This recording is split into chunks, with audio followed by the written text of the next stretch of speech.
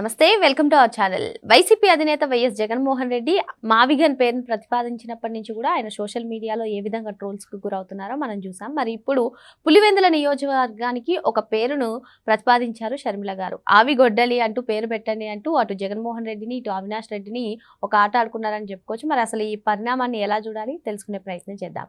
దీన్ని విశ్లేషించేందుకు మనతో పాటుగా ఉన్నారు టీడీపీ అధికార ప్రతినిధి సూర్యదేవర లత మేడం. నమస్తే మేడం. మేడం, జగన్మోహన్ రెడ్డి ఓ పక్క ఏమో మావిగన్ అంటారు, మరో పక్క షర్మిల మావిగన్ ఏదో ఆల్రెడీ ఆమె ఒక ట్వీట్ రూపంలో చెప్పింది, అసలు మీరు జోకర్గా మిగిలిపోయారని కూడా తేల్చి చెప్పేసింది. ఇప్పుడు మరి పులివెందుల నియోజకవర్గానికి అవి గొడ్డలి, మీరు ఎలాగా ఆ గొడ్డళ్ళు గన్లు మీ పేరులోనే ఉంటాయి నాశనం అని చెప్పి అవినాష్ రెడ్డిని, ఆ గొడ్డళ్ళు దాంతోనే బతుకుతారు కదా మీరు అని చెప్పి ఆమె చెప్పారు. మరి ఏంటి ఈ నియోజకవర్గానికి ఈ పేరుని ఎలా చూడాలి, ఆ మావిగన్ని ఎలా చూడాలి, ఏం చెప్తారు మీరు? అంటే మావిగన్ అని పెట్టిన దగ్గర నుంచి నిజమేగా జోకర్గా మిగిలిపోయారు. ఆయన నాకు అపోజిషన్గా నన్ను గుర్తించాలి అని ఏదైనా జగన్మోహన్ రెడ్డి గారు అంటుంటే కూడా ప్రజలైతే ఖచ్చితంగా ఎందుకు జోకర్కి ఇంకా మనం అపోజిషన్ కూడా ఇవ్వటం అనవసరం అనేది క్లియర్ కట్గా అర్థమైపోతుంది.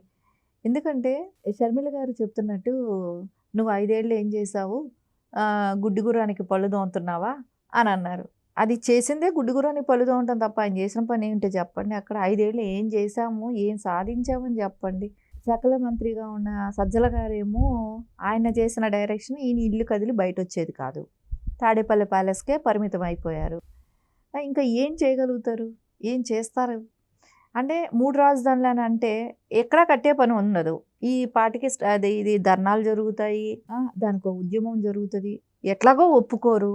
మనం సెంట్రల్ నుంచి వెళ్ళి మనం తెచ్చుకునే పని లేదు. మన కేసులకి మనకు భయం, కేసులు ఉన్నాయి, అవి ఎక్కడ తిరగదోడతారని మనం వెళ్ళి సెంట్రల్కి వెళ్ళి మనకు అమరావతి కట్టాలంటే దానికి ఫండ్స్ తెచ్చుకోవాలి కాబట్టి మనకు ఆ ధైర్యం మనకు సరిపోదు కాబట్టి ఇంకెక్కడ అడిగే పని ఉండదు. సో దానికోసం మనం ఇంట్లోనే పరిమితంగా సెట్ అయిపోవచ్చు కదా.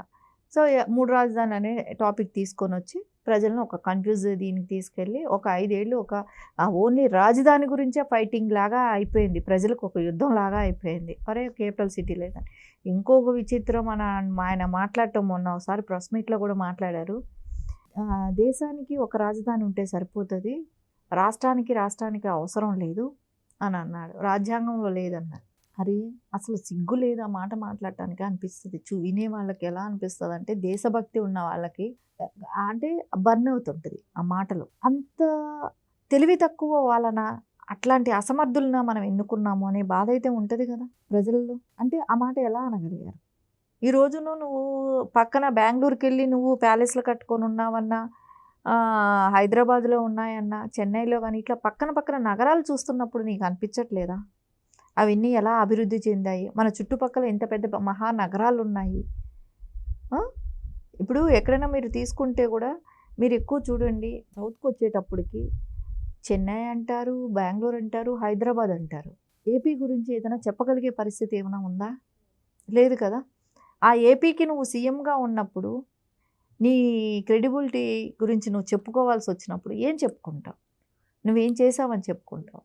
ఏం చేయలేదని నువ్వు ఇప్పుడు ఈ రోజున నారా చంద్రబాబు నాయుడు కానీ మీరు ఇది చేయలేకపోతున్నారు, మీరు ఇది చేయలేరని క్వశ్చన్ చేసే ధైర్యం కూడా లేని వ్యక్తులు వీళ్ళు. ఎందుకంటే ఖచ్చితంగా ఆయనకి అభివృద్ధి దిశగా ఎలా ముందుకు తీసుకెళ్ళాలి, ఒక విజనరీ లీడర్ అనే వ్యక్తి నారా చంద్రబాబు నాయుడు గారు. ఇలాంటి వాళ్ళకి ఎలా అనిపిస్తుంది అంటే ఇప్పుడు బాబు గారు లాంటి వాళ్ళకి ఇంత రాజకీయ అనుభవం ఉన్న వ్యక్తి, ఇంతమందిని చూసి ప్రపంచవ్యాప్తంగా డెవలప్ ఎలా జరుగుతుంది ఏంటో చూసి అలాంటి డెవలప్ను మన రాష్ట్రాల్లో తీసుకురావాలని తాపత్రపడే వ్యక్తికి ఇలాంటి వాళ్ళ మాటలు పిల్ల బచ్చ అంటారు చూసారా, వాళ్ళకి అవగాహన ఉండదు, ఏదంటే అది మాట్లాడతారు. ఆయన దృష్టికి ఖచ్చితంగా అలాగే అనిపిస్తుంది. ఇప్పుడు బాబు గారి దృష్టికి ఎట్లాంటి వాళ్ళకి ఎలా అనిపిస్తుంది? అవగాహన రాహిత్యంతో మాట్లాడుతున్నారు. సరే ఆ మాటలకు ఇంపార్టెంట్ ఇస్తా కూర్చుంటే టైం వేస్ట్. అంటే పిల్లలకి మాట్లాడితే ఎలా ఉంటుంది, వాళ్ళకి అవగాహన ఉండదు, ఏది పడితే అది మాట్లాడతారు. సో ఇప్పుడు అపోజిషన్ కావాలంటే నువ్వు ఇది కూడా లేకుండా పోయింది.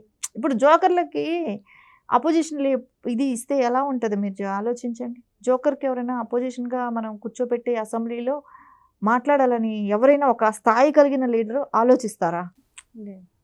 ఈవెన్ ఒక ఎమ్మెల్యే కూడా అనుకోరు మీతో మాట్లాడాలని. అరే ఇంత అవగాహన లేనప్పుడు ఇప్పుడు ఎమ్మెల్యే అంటే ఒక నియోజకవర్గ స్థాయిలోనే ఉంటుంది. ఆ ప్రజలకు కూడా వాళ్ళు కన్విన్స్ చేసుకోలేరు ఈయన సమర్థించి వెళ్ళి. అంతే కదా. ఏంటి మావిగన్ అంటున్నాడు, ఆయన్ని మీరు ఎలా సమర్థిస్తున్నారా అని అంటారు. అట్లాంటిది ఇప్పుడు కోడికత్తి చూసాం, గొడ్డలి చూసాం, గులకరాయి చూసాం, ఇప్పుడు మావిగన్ అంటున్నారు. అంటే ఏంటి? గన్ కల్చర్ తీసుకొస్తారు. జగన్లో ఉండే గన్ను గుంటూరు మీద ప్రేమ కాదు, జగన్లో ఉన్న పేరుకి ఎండ్ తీసుకొస్తే రేపు ఆయన ఉన్నన్ని రోజులు నా పేరుని అందరూ ఉచ్చరించాలనే దానికి మన ట్రెడిషన్ కాకపోయినా పేర్లలో తెలుగు అనేది ఎక్కడా దానిలో కనపడకపోయినా, తెలుగు అనేది ఉచ్చారణ ఎక్కడా కనపడదు ఆ పేరులో, అది లేకపోయినా షర్మిల గారు చెప్పినట్టు అవి గొడ్డలి అది కానివ్వండి, ఇలాంటివన్నీ కూడా ఎవరికి వాళ్ళు మా జిల్లాకి ఈ పేరు కావాలి, మా నియోజకవర్గానికి ఈ పేర్లు కావాలి, మా ఊరికి ఈ పేరు కావాలి అని వాళ్ళే మార్చేస్తారు. ఇంకా అంటే కొన్ని కొన్ని ప్రాంతాలకు ఏంటంటే మన ట్రెడిషన్, ఇప్పుడు కడప అనుకోండి, దేవుడు కడప అనేదానికి కడప అనేది పేరు వచ్చింది. అట్లా ఒక్కొక్క నగరానికి కానివ్వండి ప్రతి చోట కూడా అది పేరుకి అంత సంబంధం ఉంది. మన ట్రెడిషన్ గురించే కానివ్వండి, పూర్వం రోజుల్లో ఎలా ఉన్నాయి, చరిత్రను బట్టి పేర్లు వచ్చాయి. కానీ ఈ రోజున వీటికన్నిటికీ పేర్లు ఇష్టానుసారంగా మార్చుకుంటా పోవాలి, ఆ పేర్లను ఉచ్చరించకూడదు అంటే ఏంటి? ఈయన ఏమైనా మొత్తం క్రిస్టియానిటీ లెక్కంగా తీసుకెళ్లాలని ఇట్లాంటి పేర్లు పెడుతున్నాడా? తెలుగుదనం అనేది తీసేసేయాలి, హిందూ మతం అనేది తుడిచిపెట్టాలి అనే ఆలోచన ధోరణి ఏమైనా స్టార్ట్ చేశారా? అంటే అంత ఈజీగా తక్కువగా కూడా మనం తీసేయలేని పరిస్థితి వస్తుంది. ఒక్కోసారి ట్రెడిషన్ని తుడిచిపెట్టే పనులే జరుగుతున్నట్టు కనపడుతుంది. Okay madam. అంటే గత కొన్ని రోజులుగా చూసుకున్నట్లయితే షర్మిల గారు స్ట్రైట్గా క్వశ్చన్ చేస్తూ ఉన్నారు వైసీపీ పార్టీని కానివ్వండి, జగన్మోహన్ రెడ్డి గారిని కానీ, మావిగన్ విషయమైనా ఏ విషయమైనా సరే ఎక్కడ కూడా జగన్మోహన్ రెడ్డి గారు స్పందించలేదు. కానీ ఆ పార్టీ నేతలు మాత్రం మాట్లాడుతున్నారు. దీన్ని ఎలా చూడాలంటారు? జగన్మోహన్ రెడ్డి గారు ఇప్పుడు దాన్ని ఒక్క తప్పు చేశారు. ఆ తప్పుని, ఆ ట్రోల్ అవుతున్న విధానాన్ని డైజెషన్ చేసుకోవడానికి ఆయన ఏమి దానికి సమాధానం చెప్పే పరిస్థితి లేదు. ఆ లేని దానిని ఏంటంటే సమర్థించుకుంటారు కదా, భజన పరులు ఎలాగో ఉంటారు. ఆ భజన పరులు సమర్థించడానికి ఏదో ఒకటి మాట్లాడతారు, డైవర్ట్ చేయడానికి. ఆ డైవర్ట్ చేయడానికే మనకు చూసాం, ఏబిఎన్ మీద దాడికి రావటం కానివ్వండి, అవన్నీ చూసాం. అంటే ఏంటి? దాన్ని మర్చిపోయి దీన్ని మాట్లాడతారు అనుకున్నారు. దీన్ని మర్చిపోయేటట్టు లేదు ఈ మాటను కూడా. అసలు మావిగన్ అనే పదం ఎలా వచ్చింది? ఈయన 5 ఏళ్ళు సీఎంగా చేశారా? ఒక పేరును మార్చినంత మాత్రాన రాష్ట్రం అభివృద్ధి చెందుతుందా? అమరావతి మార్చేస్తే మావిగన్ పెడితే అభివృద్ధి ఉంటుందా? ఇంకా ప్లస్ మైనస్లు చూసుకుంటే ఆ మావిగన్ అనే దాన్ని పెడితే చాలా మైనస్లు ఉంటాయి. అమరావతి అనే దానికి కొంతమంది మనోభావాలు, ట్రెడిషన్ కాపాడుకున్న వాళ్ళతో తెలుగుకు సంబంధించిన ఉచ్చారణ ఉంటుంది. అన్ని రకాలుగా దాంట్లో ప్లస్సే కనపడుతుంది, ఎక్కడ మైనస్ లేదు. నీకు ఈరోజు మచిలీపట్నం మీద ఎక్కడ ప్రేమ పుట్టుకొచ్చిందో తెలియట్లేదు. ఎందుకు వాళ్ళ మీద ప్రేమ అంటే ఆల్రెడీ అది కూడా సిఆర్డీలో పరిధిలో ఉన్నదనేదే తెలుసు కదా. తెలిసి నువ్వు ఈరోజు కొత్తగా వాళ్ళకి చెప్పేది ఏంటి? ఆ పేరు పెడితే ఇంపార్టెంట్ వస్తుందని అనుకుంటారా? మచిలీపట్నం పేరు కూడా, ఇప్పుడు మచిలీపట్నం అని అంటే ఒక చరిత్ర ఉంది దానికి కూడా. కానీ అది కూడా తీసేసి మావిగన్ అని పెడితే వాళ్ళకు కూడా నచ్చదు. అది ఇప్పుడు తరతరాలుగా పిలిచిన పేర్లు మార్చేసేస్తే ఎవరికి నచ్చుతుంది చెప్పండి? విజయవాడ పేరు మార్చేసేస్తే విజయవాడకు నచ్చుతుందా? గుంటూరు పేరు మార్చేస్తే గుంటూరు వాళ్ళకి నచ్చుతుందా? అది ఆయన దృష్టికే వదిలేసేయాలా?